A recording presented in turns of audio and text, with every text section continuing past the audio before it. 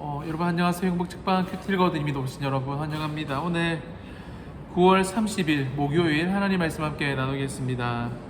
본문 출애굽기 23장 1절에서 19절인데요. 본문이 길기 때문에 13절까지만 읽도록 하겠습니다.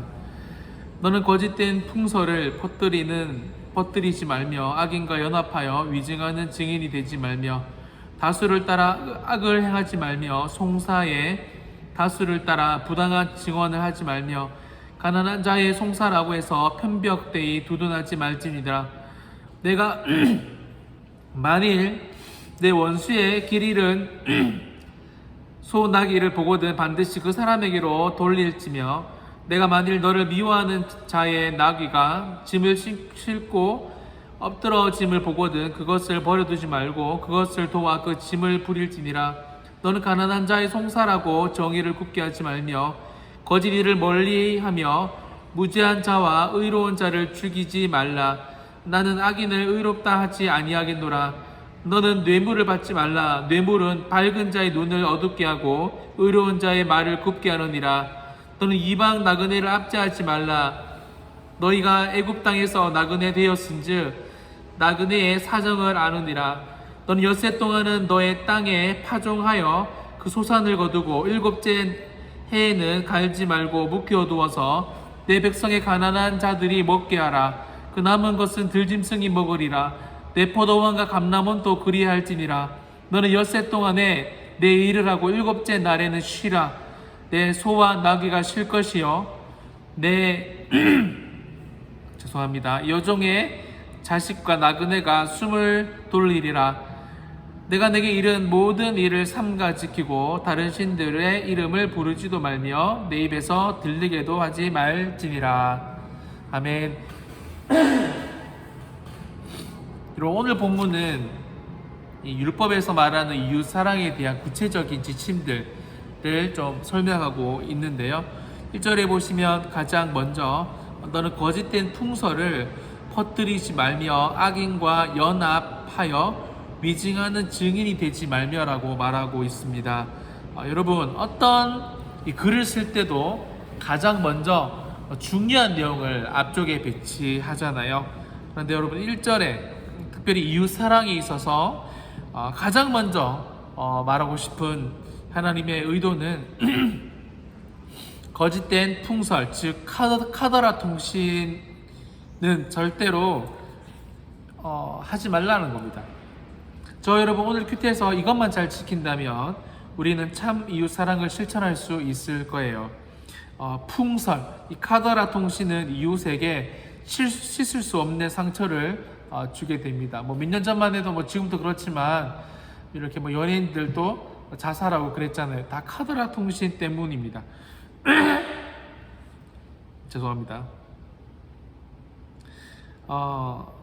우리 자신도 이 다른 사람에게 잘못된 소문, 카더라 통신을 들으면 여러분 기분 나쁘죠? 힘들듯이 여러분 풍설을 퍼뜨리지 않기를 바랍니다. 저는 보통 이렇게 하는데요. 어떤 이야기가 들리잖아요. 그러면 제 눈으로 직접 보지 않고는 절대 믿지 않습니다. 그 앞에서 네 그렇군요. 그런 사람이었어요. 이렇게 말하지만 절대 여러분 저는 제가 직접 보지 않고는 믿지 않고 그것을 사실 또 전하지도 않습니다. 왜냐하면 진짜 제 눈으로 직접 보지 못했기 때문입니다. 말 그대로 카더라 통신 풍설일 가능성이 높기 때문이죠. 풍설은 정말 위험한데요. 위험한 이유가 뭐냐면 악인과 연합하여 위증하는 증인이 되지 말며 위증하는 여러분이 증인과 풍설을 퍼뜨리는 것을 동일선상에서 놓고 있습니다. 여러분 위증 제도 여러분 꽤 높잖아요. 잘못된 증인, 가짜 증인이 되면 안 되는 것입니다. 2절도 보세요.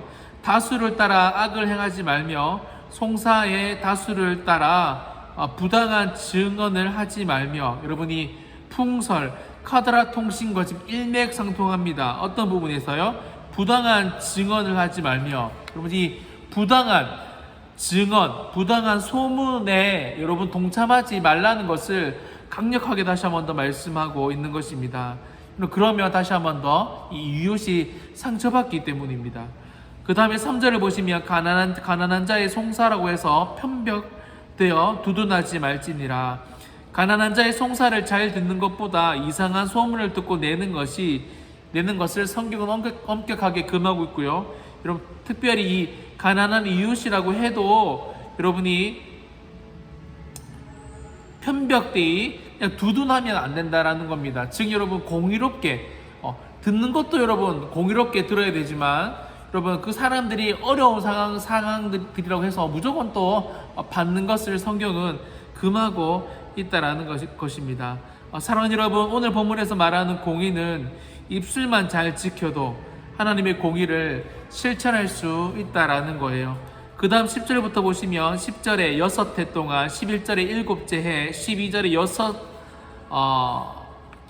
6세 동안, 14절에 매년 새해 내게 절기를 지킬지니라. 15절에 무교절에 절기를 지키라. 이 절기를 말하고 있습니다. 절기가 뭐죠?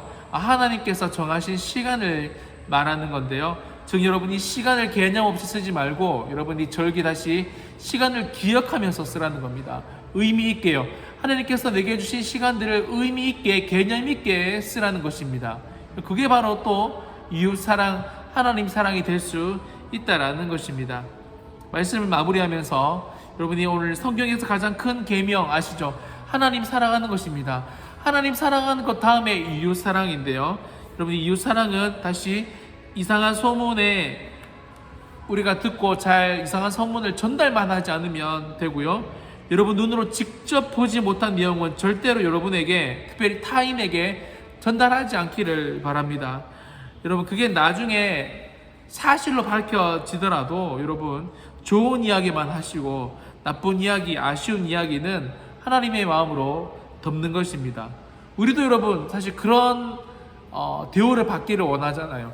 우리가 아쉬운 일이 우리 가운데 일어났을 때 다른 사람이 이야기하지 않기를 바라잖아요. 여러분, 내 자신을 사랑한 것처럼 타인을 사랑하라고 하나님 분명히 말씀하셨습니다. 그게 바로 사랑입니다. 그리고 여러분, 시간을 잘 사용하시기를 바랍니다. 하나님과 의미 있는 시간을 더 잘 사용하시기를 바랍니다. 그것이 바로 이웃을 공의롭게 사랑하는 것입니다. 오늘 하루 이런 하루가 되시기를 예수님의 이름으로 축원드립니다. 기도하겠습니다. 살아계신 하나님, 이웃 사랑은 공의롭게 특별히 시간과 이 장소들을, 절기들을 잘 의미 있게 사용할 때 진정 하나님 사랑과 이웃 사랑을 할 수 있음을 오늘 본문은 말해줍니다.